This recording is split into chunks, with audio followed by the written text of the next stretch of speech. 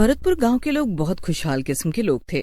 उनके गांव में ज्यादा दुकानें तो नहीं थी, लेकिन वो घर पर ही अलग अलग चीजें बनाकर खुश रह लिया करते थे। लेकिन कुछ ही दिनों में गांव में मूंग दाल की खेती बढ़ने लगी, जिसको देख लोग उत्साहित हो गए। जहाँ देख रही हूँ पूरे गांव में मूंग दाल ही नजर आ रहा है। अब इतनी मूंग दाल का हम क्या करें? कितनी दाल खाएं? दाल खा खा कर तो दिमाग खराब हो गया है। समझ ही नहीं आ रहा, ना फेंक ही सकते हैं और ना ही कुछ खरीद सकते हैं। हाँ, इस मूंग दाल को तो खा खा कर दिमाग खराब हो गया है। जिसके यहाँ भी जाओ बस मूंग दाल ही बनती है, कहीं कुछ और मिल ही नहीं पा रहा। सब के सब मूंग दाल की खेती से बहुत ज्यादा परेशान हो गए थे। शुरुआत में तो उन्हें बहुत अच्छा लगा था, लेकिन धीरे धीरे सबका मन भरने लगा। आखिर रोज रोज कौन मूंग दाल और दाल चावल खा सकता था। लेकिन एक दिन गांव में रहने वाला भोला अपने घर के बाहर बैठा कुछ बना रहा था। अरे वाह, ये चीज बनाई है मैंने। इसको खाकर तो कोई भी मूंग दाल का दीवाना फिर से हो जाएगा। अच्छा, क्या बात कर रहा है? इसका क्या बना दिया तूने मूंग दाल का, जो इतना खुश हुए जा रहा है? अरे हमने भी तो बता। अरे बावड़े, खाकर तो देख। इसका नाम के रखूं? ये रखूं? हाँ, इसका नाम रखता हूँ। देखने में यो चीले जैसा लगे है, तो आज से इसका नाम मूंग दाल का चीला। भूखन ने जब भोला का बनाया हुआ चीला खाया तो दंग रह गया।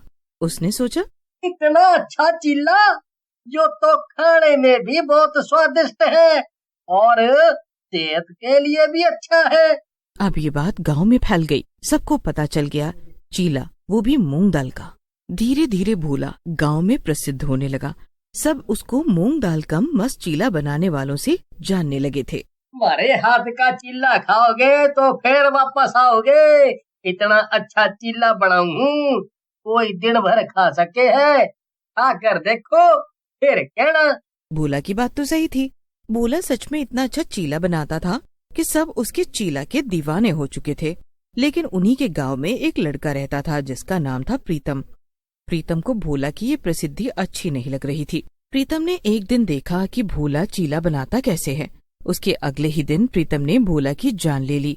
भोला मर तो गया, लेकिन उसके दिमाग में प्रीतम की तस्वीर बन गई। मैंने इस प्रीतम का के बिगाड़या था, जो इसने हमारी जान ले ली। अब मेरे चीले से यो प्रसिद्ध होना चाहता है। मैं भी देखता हूँ इसका चिल्ला खाकर कौन जिंदा रहता है। प्रीतम अब भोला की जगह चीला बनाने तो लगा था, लेकिन उसका चीला किसी को पसंद ही नहीं आता था। उल्टा उस चीले को जो भी खाता उसकी तबीयत दिन पर दिन खराब होती जाती। भैया, भोला को तो पता नहीं किसने मार दिया। आपके चीले से तो बीमार हो जा रहे हैं हम। आप बहुत बेकार बनाते हो चीला। भूतिया भोला को शिल्पा की बात सुनकर सुकून मिला। एक दिन एक लड़की प्रीतम का चीला खाने बैठी ही थी। दीपा दीदी, तुम्हें भी मेरी याद नहीं आई? ये चीला सबसे पहले मैंने आपको खिलाया था, और मेरे से अच्छा ये चीला बना भी ना सकता कोई। मुझे तो प्रीतम का चीला भी अच्छा ही लगता है। भूतिया भोला को ये बात सुनकर गुस्सा आ गया, और गुस्सा आने पर भूतिया भोला ने दीपा का गला दबाकर उसको मार डाला। ऐसे ही भूतिया भोला संजू और विकी को भी जान से मार चुका था। अब जो भी चीला खाता सब मर जाते। भूतिया भोला गांव में ही भटकता रहता। ऐसे ही एक दिन शंभुनाथ अपने घर में चीला बना रहे थे। उनको एक फोन आया। फोन शहर से उसके भतीजे हेमंत का था। भूतिया भोला वहीं उनके घर पर बैठ गया और सुनने लगा। चाचा जी प्रणाम। हमारे यहाँ आप आ रहे हैं ना? आपके आने की सारी तैयारियां हो चुकी हैं। बच्चे पूनम सब बहुत खुश हैं। हाँ हाँ बेटा, हम लोग बुढ़ा हो और हम ना आए, मैं जरूर आऊंगा। मुझे भी देखना है शहर कैसा होता है। शंभुनाथ एक हलवाई थे। हलवाई होने के नाते वो इधर उधर अक्सर जाते ही रहते थे। अब उन्हें हेमंत के घर जाना था, क्योंकि हेमंत के बेटे का जन्मदिन आने वाला था। शंभुनाथ ने आज से पहले कभी मूंग दाल का चीला नहीं बनाया था। जैसे ही वो चीला लेकर बैठे, सामने भूतिया भोला आकर, अरे तुम कौन हो और मेरे घर में कहाँ से चले आए? अरे तुमसे ही पूछ रहा हूँ, कौन हो तुम और यहाँ क्यों चले आए?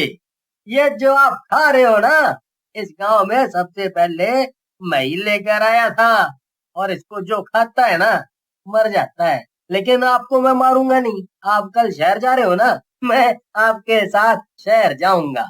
शंभुनाथ ने इतना भूतिया भोला की बात पर ध्यान दिया ही नहीं और अपना चीला खाने लगे। पर जैसे ही उन्होंने चीला खाया, उनकी आंखों में जलन होने लगी। किसी तरह से वो हेमंत के घर पहुंचे। हेमंत ने उनके स्वागत में बहुत सारी चीजें बनाई हुई थी। अरे आ गए चाचा जी, हमने सारा सामान लाकर रख दिया है। और ये कौन है आपके साथ? इसको तो वो पहले कभी नहीं देखा। ये हमारा दोस्त है, खाना बनाने में मदद करेगा, इसीलिए मैं इसको ले आया। कोई दिक्कत वाली बात तो नहीं है ना बेटा? अरे नहीं चाचा जी, इसमें क्या दिक्कत वाली बात, खाना वैसे भी ज्यादा ही बनवाया है हमने। चलिए आप खाना खा लीजिए हाथ मुंह धोकर, तब तक मैं जरा अपने दोस्त को मिलाता हूँ। हेमंत विक्रम के घर जा रहा होता है विक्रम को बुलाने के लिए। तभी विक्रम ही सामने से उससे पूछ देता है, क्यों हेमंत भाई, तुम्हारे घर पर आज खाने में क्या बना है? आज मेरे घर मेरे चाचा जी आए हैं, तो हमने बहुत तरीके के पकवान बना कर रखे हैं। तुम चाहो तो तुम भी आकर इन पकवान का मजा ले सकते हो। हाँ हाँ क्यों नहीं, वैसे भी खाने को अच्छा मिलता कहाँ है, मैं तुम्हारे घर जरूर आऊंगा। रात होते ही विक्रम हेमंत के घर आ जाता है और वो खाना खाने बैठता है। पर जैसे वो खाना खाने बैठता है, उसको दिखता है कि हेमंत के चाचा जी के साथ एक और आदमी बैठा हुआ है, जो कि बहुत विचित्र दिखने में लग रहा है। विक्रम की नजर अभी भी चाचा जी के साथ बैठे आदमी पर पड़ती है, लेकिन वो कुछ बोल नहीं पाता। वो आदमी विक्रम को लगातार घूर रहा होता है। विक्रम असहज हो जाता है और हिम्मत करके वो हेमंत से पूछ ही लेता है, यार हेमंत, ये तुम्हारे चाचा जी के साथ में कौन बैठा है? अरे ये तो चाचा जी के दोस्त हैं, इन्होंने ही तो चीला बनाया है, मूंग दाल का चीला। ये चीला बहुत स्वादिष्ट बनाते हैं। विक्रम को समझ नहीं आ रहा था कि वो खाना खाए या नहीं, क्योंकि वहाँ उसको कुछ अच्छा सा महसूस नहीं हो रहा था। चाचा जी ऐसे लग रहे थे जैसे किसी सदमे में डूबे हुए हैं, वो कुछ बोल भी नहीं रहे थे। अब विक्रम को और भी डर लगने लगा कि वो ऐसे चीले को खाने के लिए क्यों मजबूर कर रहे हैं। लेकिन डरते डरते उसने एक चीला तो खा ही लिया। खाकर वहां से जैसे ही निकला, विक्रम के पेट में बहुत तेज दर्द होने लगा। विक्रम ने सोचा वो हेमंत के चाचा जी से जाकर पूछेगा कि उनका दोस्त आखिर करता क्या है। विक्रम सीधा हेमंत के चाचा के पास गया। हेमंत के चाचा आंखें खोलकर सो रहे थे। विक्रम ने चाचा जी को जगाने की बहुत कोशिश की, लेकिन वो नहीं उठे। तभी चाचा जी का दोस्त कमरे में आया।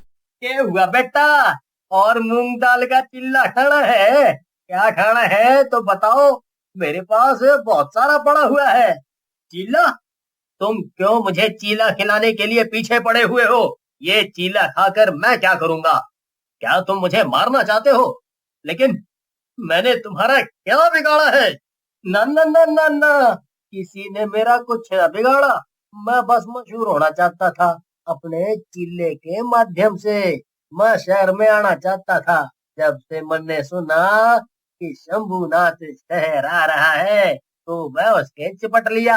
हालांकि वो मेरे बस में है और मैं तुम सबको चीला खिला सकता हूँ, लेकिन जिस तरीके का तुमने मेरा चीला खा करके मुंह बनाया ना भाई, मैंने मैंने लग गया तुझे हमारा चीला पसंद नहीं आया।